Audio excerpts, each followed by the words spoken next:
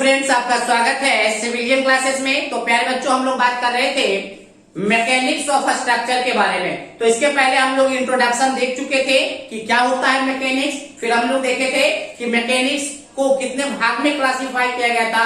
Engineering mechanics क्या होता है, मैकेनिक्स ऑफ स्ट्रक्चर का डिफिनेशन देखे थे, फ्लूइड मैकेनिक्स का देखे थे। तो वहां पे टर्म आया था रिजिड बॉडी। तो हम लोग देखेंगे पहले बच्चों रिजिड बॉडी किसको कहते हैं। तो हमने बोला था कि रिजिड बॉडी वैसा बॉडी होता है जिसमें डिफॉर्मेशन जीरो होता है। मान लीजिए पहले बच्चों, मान लीजिए ये कोई बॉडी है, ये कोई बॉडी, इसमें मान लीजिए पहले बच्चों फोर्स लगा रहे हैं, दोनों तरफ से फोर्स लग रहा है, ठीक है ना। अब प्यारे बच्चों फोर्स लगाने के बाद मान लेते हैं एक्सटर्नल फोर्स है प्यारे बच्चों, दोनों है ना। मान लेते हैं प्यारे बच्चों इस बॉडी में दो क्या है, दो पॉइंट है ए और बी। ए और बी का डिस्टेंस क्या है, डी है। ए और बी का डिस्टेंस क्या है, डी है। मान लीजिए प्यारे बच्चों कोई ऐसा बॉडी जिसपे एक्सटर्नल फोर्स लगाने पे डिफॉर्मेशन नहीं होता है, मतलब बॉडी के अंदर किसी भी दो गिवन पॉइंट्स का डिस्टेंस हमेशा कांस्टेंट रहता है। तो डी बराबर constant, always constant for rigid body. तो प्यारे बच्चों हमने क्या बोला कि ऐसा बॉडी रिजिड बॉडी कहलाएगा जिसपे किसी भी तरह का एक्सटर्नल फोर्स या हम मोमेंट अप्लाई कर दे फिर भी उस बॉडी का डिफॉर्मेशन ना हो, मतलब ना तो उसका शेप चेंज हो ना तो उसका साइज चेंज हो। हम ये भी बोल सकते हैं कि रिजिड बॉडी वह बॉडी कहलाता है जिसके अंदर का कोई भी दो गिवन पॉइंट्स को देखे तो उसका जो डिस्टेंस होगा हमेशा कांस्टेंट होता है। तो देखिए मेरे बच्चों हमने यहाँ पे क्या लिखा है, a rigid body is a solid body. Rigid body क्या है, एक सॉलिड बॉडी है इन विच डिफॉर्मेशन इज जीरो, जिसमें की डिफॉर्मेशन एकदम जीरो होता है, और या सो स्मॉल या बहुत ही ज्यादा कम होता है जिसको हम क्या कर देते हैं, इट कैन बी नेग्लेक्टेड, जिसको हम नेग्लेक्ट कर देते हैं। नेक्स्ट, पहले तो इस लाइन का मतलब समझ लीजिए, रिजिड बॉडी का एक सॉलिड बॉडी है जिसमें डिफॉर्मेशन नहीं होता है, अगर होता भी है तो बहुत ज्यादा स्मॉल होता है जिसको हम लोग नेग्लेक्ट कर देते हैं। अब देखिए the distance between any two given point on the rigid body remains constant. पहले बच्चों क्या बोला, रिजिड बॉडी के अंदर किसी भी दो पॉइंट्स का, किसी भी दिए गए दो पॉइंट्स का डिस्टेंस हमेशा कांस्टेंट होता है in time regardless of external force. अगर उसमें एक्सटर्नल फोर्स लगा दीजिए या उसमें मोमेंट अप्लाई कर दीजिए तो भी उस दोनों के बीच का डिस्टेंस हमेशा कांस्टेंट होता है। ऐसा प्रॉपर्टी सिर्फ किसमें होता है, रिजिड बॉडी में। तो देखिए पहले बच्चों ने क्या बोला, रिजिड बॉडी वैसा बॉडी है जिसमें कितना भी फोर्स या मोमेंट अप्लाई कर दो उसका ना तो डिफॉर्मेशन होगा और बॉडी के अंदर कोई भी दो गिवन पॉइंट्स के बीच का डिस्टेंस कभी भी चेंज नहीं होने जा रहा। तो ये डिफिनेशन था आपका प्लास्टिक बॉडी का। अगर हम बात करें रिजिड बॉडी का डिफिनेशन था। अगर हम देखें प्लास्टिक बॉडी का डिफिनेशन, इसका देखें प्लास्टिक बॉडी का, इसको नोट डाउन कर लीजिएगा प्यारे बच्चों, इसको नोट डाउन कर लीजिएगा। रिजिड बॉडी में ये किसका फिगर बनाए हैं, रिजिड बॉडी का।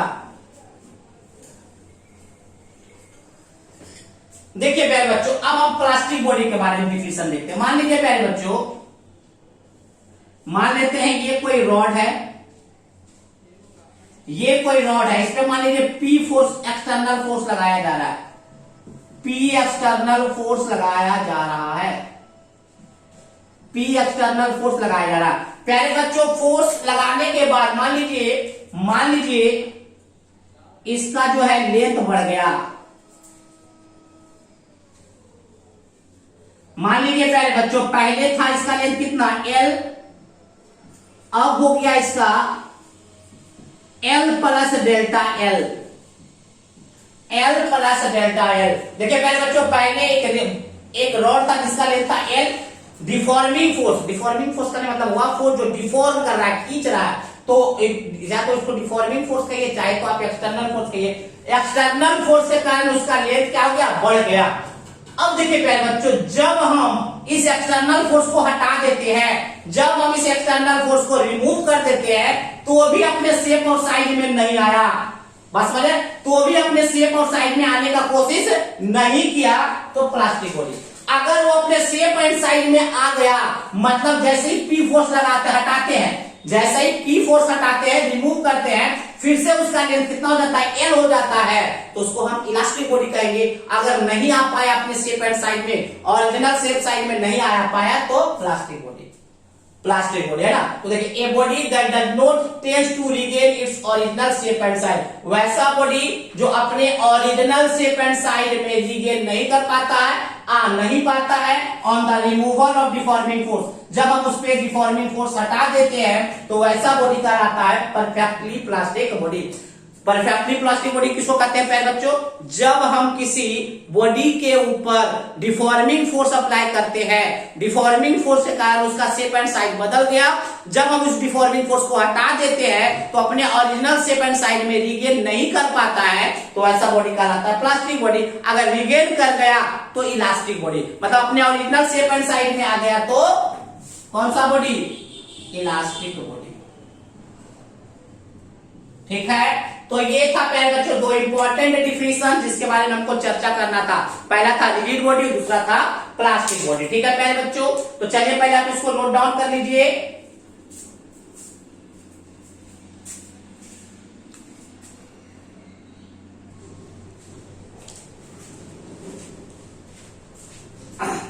तो अब देखेंगे प्यारे बच्चों इलास्टिसिटी, है ना। तो देखिए प्यारे बच्चों इलास्टिसिटी क्या होता है, मान लीजिए ये कोई मटेरियल्स है, ये कोई मटेरियल है ना, ये कोई मटेरियल है प्यारे बच्चों, इसके ऊपर हम लोग लगा दिए डिफॉर्मिंग फोर्स, डिफॉर्मिंग फोर्स,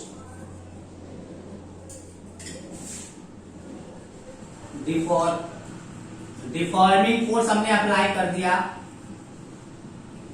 जैसे ही प्यारे बच्चों इस पे डिफॉर्मिंग फोर्स अप्लाई किए तो देखिए सबसे पहले बात तो ये समझना होगा कि हम लोग पढ़ रहे हैं मैकेनिक्स ऑफ स्ट्रक्चर, और मैकेनिक्स ऑफ स्ट्रक्चर में जो मटेरियल होगा वो कैसा होगा, डिफॉर्मेबल मटेरियल होगा, डिफॉर्मेबल मटेरियल होगा। ये तो पता है ना कौन सा मटेरियल के बारे में हम लोग चर्चा करें, और डिफॉर्मेबल मटेरियल वह मटेरियल होगा जिसका डिफॉर्मेशन होगा, है ना। तो देखिए प्यारे बच्चों इसका डिफॉर्मेशन होके इसका लेंथ बढ़ के हो गया इतना तक आ गया, मान लेते हैं इसका लेंथ जो है यहां तक आ गया। प्यारे बच्चों देखिए इस डिफॉर्मिंग फोर्स के कारण इसका लेंथ बढ़ गया ना, पहले इतना था अब बढ़ के इतना हो गया।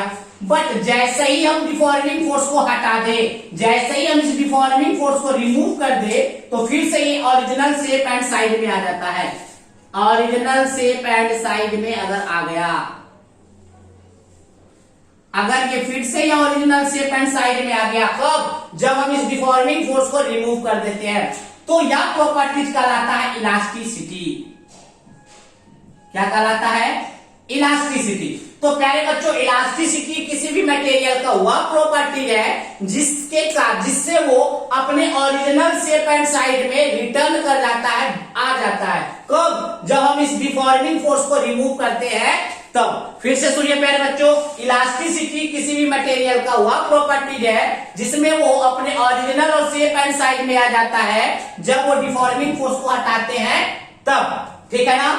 और वैसा बॉडी जो अपने ओरिजिनल शेप एंड साइज में आ जाता है वो बॉडी कहलाता है इलास्टिक बॉडी। बात समझ में आया। तो देखिए प्यारे बच्चों हमने क्या लिखा है, the property of material by which, प्यारे बच्चों मटेरियल का वह प्रॉपर्टी जिसके कारण, मटेरियल का वह प्रॉपर्टी जिसके कारण it return to its original dimension, जिसके कारण मटेरियल अपने ओरिजिनल डायमेंशन में रिटर्न कर जाता है। कब, when remove the deforming force, जब हम उसमें से डिफॉर्मिंग फोर्स को हटा देते हैं and the material is called elastic material. और मटेरियल क्या कहलाता है, इलास्टिक मटेरियल कहलाता है। तो प्यारे बच्चों हमने क्या बोला, इलास्टिसिटी क्या है, प्रॉपर्टीज है, किसी भी मटेरियल का वह प्रॉपर्टीज है जिससे वो अपने ओरिजिनल डायमेंशन में रिटर्न कर जाता है जब हम उसे डिफॉर्मिंग फोर्स को रिमूव कर देते हैं, और वैसा मटेरियल कहलाता है इलास्टिक मटेरियल। या हम इलास्टिसिटी का डिफिनेशन दा के जगह पे कर दीजिए, it is the properties of material. प्यारे बच्चों इलास्टिसिटी का एक प्रॉपर्टी है जिससे वो अपने ओरिजिनल शेप एंड साइज में, मतलब ओरिजिनल डायमेंशन में रिटर्न कर जाता है जब हम उस पे रिमूविंग कर देते हैं। क्या रिमूव कर देते हैं, डिफॉर्मिंग फोर्स को हटा देते हैं। और वैसा बॉडी क्या कहलाता है, इलास्टिक बॉडी कहलाता है, इलास्टिक मटेरियल कहलाता है। बट प्यारे बच्चों देखिए, मान लीजिए प्यारे बच्चों ये एक इलास्टिक मटेरियल है, जब हम इसमें फोर्स लगाए, जब इसमें फोर्स लगाए और हटा दिए तो अपने ओरिजिनल डायमेंशन में आ गया, अपने ओरिजिनल डायमेंशन में आ गया। बट प्यारे बच्चों ये एक लिमिट है क्या, जब तक हम ऐसा नहीं कि बहुत ज्यादा फोर्स लगा देंगे, बहुत ज्यादा अगर फोर्स लगा देंगे तो ये परमानेंट डिफॉर्मेशन में चल जाएगा। परमानेंट डिफॉर्मेशन कहने का मतलब है फिर से वो शेप एंड साइज को रिटर्न नहीं कर पाएगा। तो प्यारे बच्चों किसी भी मटेरियल में इलास्टिसिटी बिहेवियर एक लिमिट तक ही काम करता है, एक लिमिट तक काम करता है, उस लिमिट को कहते हैं इलास्टिक लिमिट। हम आगे पढ़ेंगे कि इलास्टिक लिमिट होता क्या है ना। तो प्यारे बच्चों हमने क्या बोला, यह जो प्रॉपर्टी है किसी भी मटेरियल पर एक लिमिट तक काम करता है, वह लिमिट कहलाता है इलास्टिक लिमिट। आगे हम लोग उस पर चर्चा करेंगे। तो बात समझ में आ गया होगा प्यारे बच्चों, इलास्टिसिटी किसी भी मटेरियल का वह प्रॉपर्टी है जिसके कारण वो अपने ओरिजिनल शेप एंड साइज में रिटर्न करना चाहता है, जब हम उससे डिफॉर्मिंग फोर्स को रिमूव कर लेते हैं तब। चलिए प्यारे बच्चों इसको भी नोट डाउन कर लीजिए। अब हम लोग पढ़ेंगे एक नया टर्म के बारे में जो बहुत इंपॉर्टेंट टर्म है और मैकेनिक्स ऑफ स्ट्रक्चर में इसी का यूज होगा, बार बार हर टॉपिक में इसका यूज होगा, जिसका नाम है स्ट्रेस। क्या नाम है, स्ट्रेस। चलिए नोट डाउन कीजिए पहले इसको।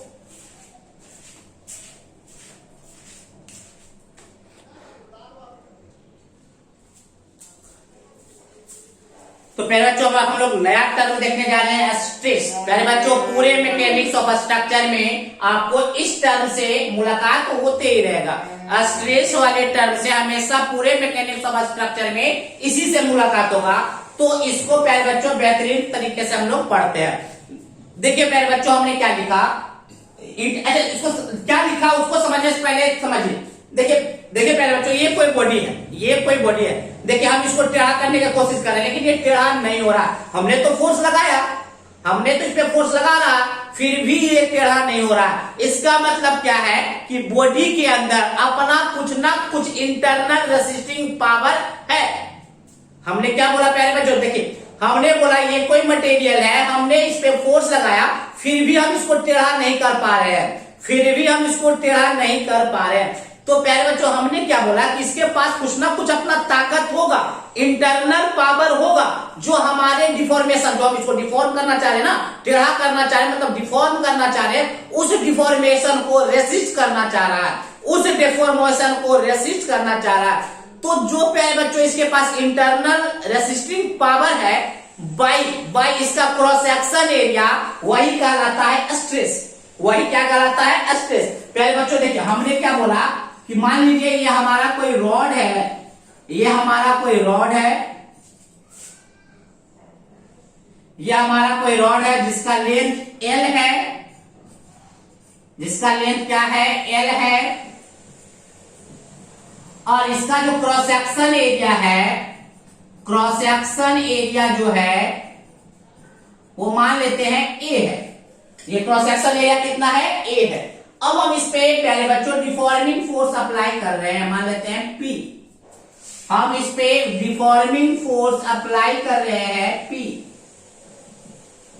डिफॉर्मिंग फोर्स अप्लाई कर रहे हैं कौन सा, P।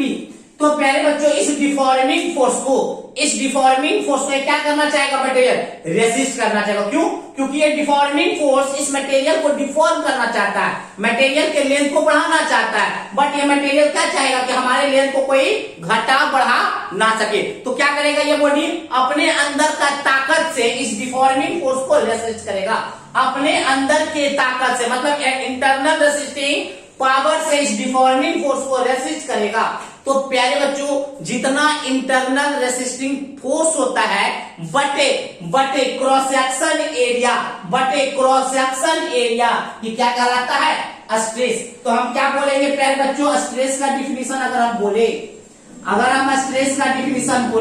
तो होगा क्या, इंटरनल रेसिस्टिंग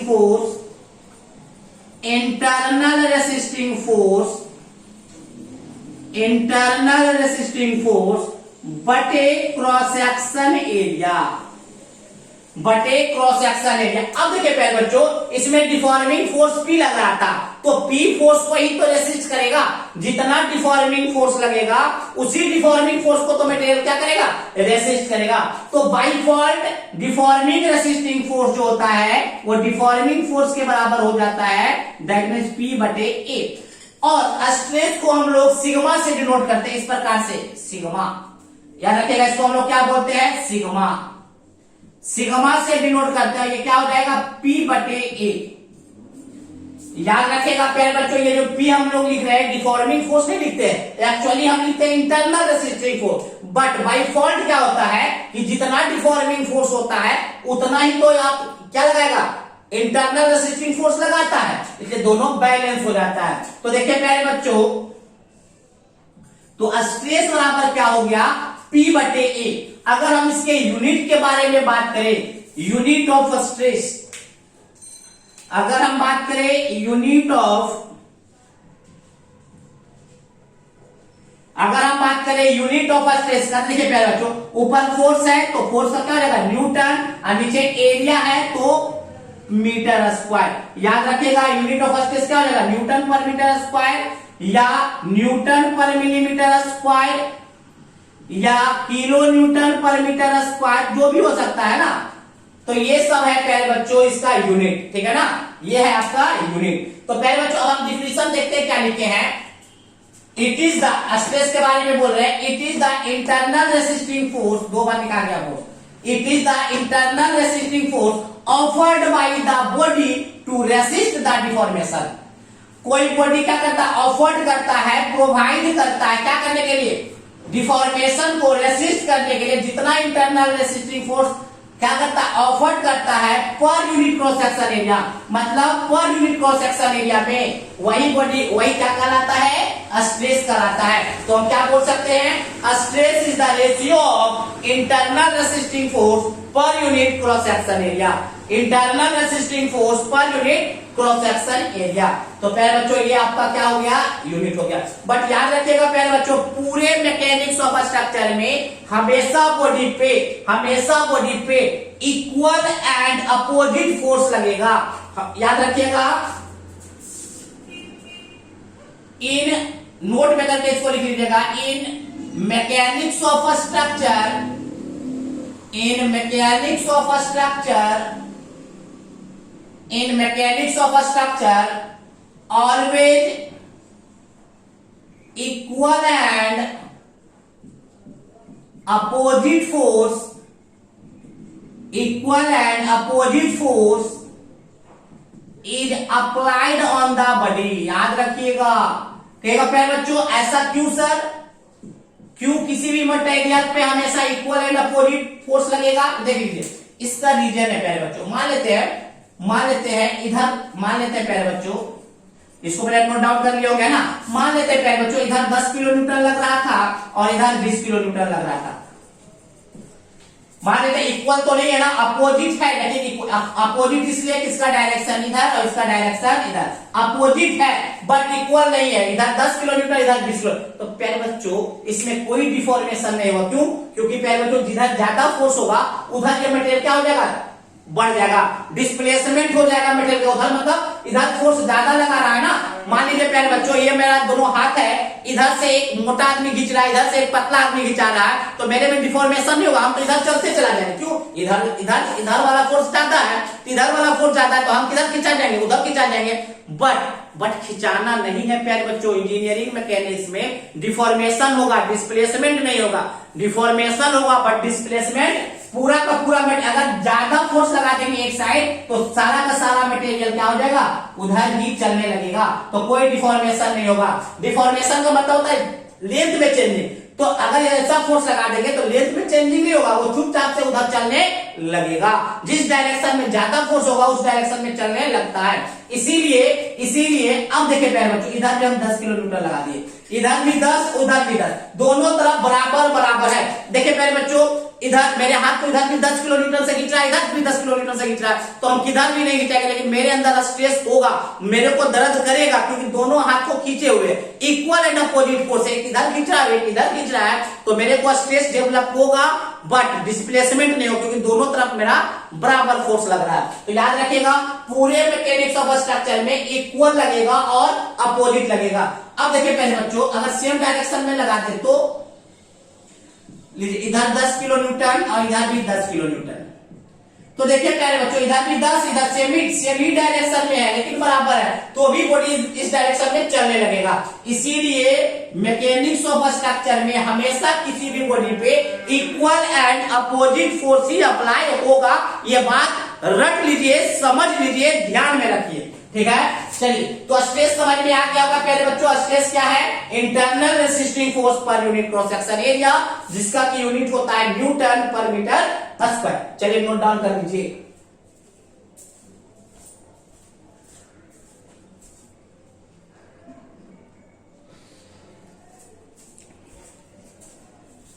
तो प्यारे बच्चों आज के लिए बस इतना ही। अगले क्लास में हम लोग मिलेंगे टाइप्स ऑफ स्ट्रेस को लेकर।